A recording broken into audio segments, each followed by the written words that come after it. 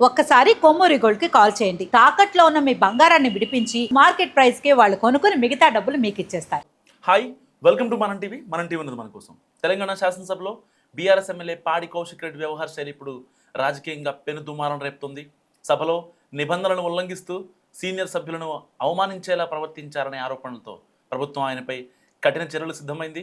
ముఖ్యంగా Kaushik Reddy body language సభలో ఆయన అనుసరించిన తీరుపై అధికార కాంగ్రెస్ పార్టీ తీవ్ర అభ్యంతరం వ్యక్తం చేస్తూ ఈ వ్యవహారాన్ని ఎథిక్స్ కమిటీ విచారణకు సిఫార్సు చేసింది.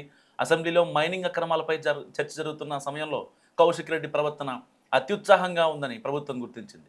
సీనియర్ నాయకులు కడియం శ్రీహరి మాట్లాడుతున్న సమయంలో కౌశిక్ రెడ్డి తన చేతులతో తుపాకీతో కాల్ చేస్తున్నట్టు సైగలు చేస్తూ అసభ్యకరమైన సంజ్ఞలు చేశారని ముఖ్యమంత్రి రేవంత్ రెడ్డి స్వయంగా సభలో పేర్కొన్నారు.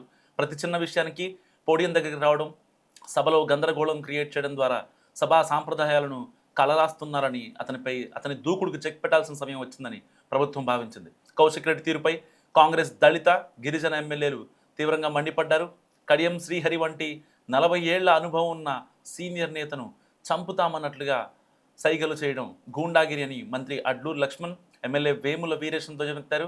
గతంలో కేవలం నిరసన తెలిపినందుకే కోమటిరెడ్డి వెంకటరెడ్డి, సంపత్ కుమార్ల సభ్యత్వాలను బీఆర్ఎస్ ప్రభుత్వం రద్దు చేసిన విషయాన్ని కూడా గుర్తు చేస్తూ ఇప్పుడు కౌశిక్ రెడ్డి సభ్యత్వాన్ని కూడా తక్షణమే రద్దు చేయాలని వారు డిమాండ్ చేశారు. మొదట కౌశిక్ రెడ్డిని సభ నుంచి శాశ్వతంగా తొలగించాలని భావించినప్పటికీ న్యాయపరమైన చిక్కులు రాకుండా ఉండటానికి ప్రభుత్వం నిబంధనల ప్రకారం ముందుకు వెళ్లాలని నిర్ణయించింది.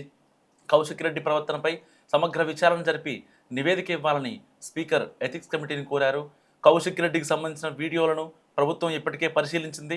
వాటిని కమిటీకి అందజేయనుంది. సో ఎథిక్స్ కమిటీ ఇచ్చే నివేదిక ఆధారంగా కౌశిక్ రెడ్డిపై ఎలాంటి చర్యలు తీసుకోవాలనేది ప్రభుత్వం నిర్ణయించనుంది. సో కౌశిక్ రెడ్డి చేసిన చేష్టల గురించి మీరేమనుకుంటున్నారు? మస్ట్గా కామెంట్ చేయండి.